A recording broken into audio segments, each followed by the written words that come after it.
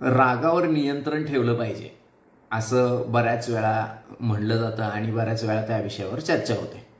पण खरंच गंमत अशी आहे की रागावर नियंत्रण वगैरे काही ठेवायची गरज नसते. राग हा फार हुशार आहे, प्रचंड इंटेलिजंट आहे. त्याला हिंदीमध्ये एक कोट म्हणलं जातं, गुस्सा बहुत समझदार होता है.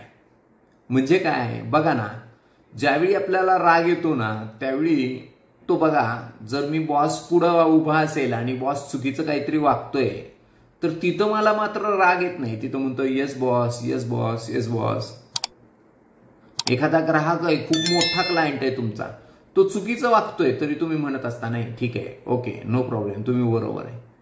पण हीच गोष्ट ज्यावेळी तुमचा कामगार आहे, जो तुमच्या हाताखालचा आहे, त्याच्यावर मात्र तुम्ही जोरदार ओरडता. तुमची बायको, मुलं याच्यावर जोरदार ओरडता. म्हणजे थोडक्यात काय की राग हा फार हुशार आणि समजदार आहे. कुठं रागवायचं आणि कुठं नाही रागवायचं कळतं.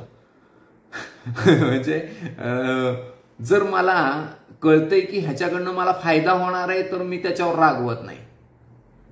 पण रागाचा परिणाम काय होतो, तर रागाचा परिणाम तुमच्या शरीरावर, मनावर प्रचंड होतो. आणि तो जर परिणाम होतो तो तुम्हाला प्रचंड तणाव देऊन जातो. त्यामुळे मग समजदार रागासारखं वागा ना.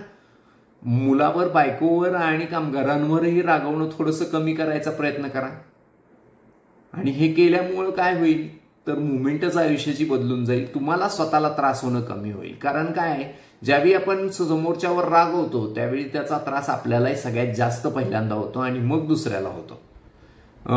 मी मान्य करतो, मी प्रामाणिकपणे मान्य करतो की माझाही 100% सगळीकडे रागावर नियंत्रण राहतच असं नाही.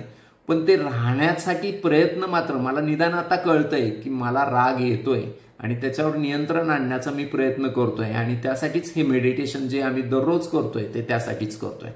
स्वयंपूर्ण कोणच नसतं, पण स्वयंपूर्णतेकडे एक एक पाऊल टाकत राहणं हेच जास्त इम्पॉर्टंट आहे. त्यामुळे रागावर जर नियंत्रण ठेवायचं असेल तर मेडिटेशन मस्ट आहे. त्यामुळे नक्की मेडिटेशन चालू करा. आणि मेडिटेशनमध्ये काल एक जण म्हणला की ते मेडिटेशन वगैरे प्रचंड अवघड आहे आणि त्यात जर माझ्याकडनं काही चुकलं तर काहीतरी फार मोठा गोंधळ उडेल. तर तसं काही नसतं. कोणती गोष्ट चुकीची नसतेच.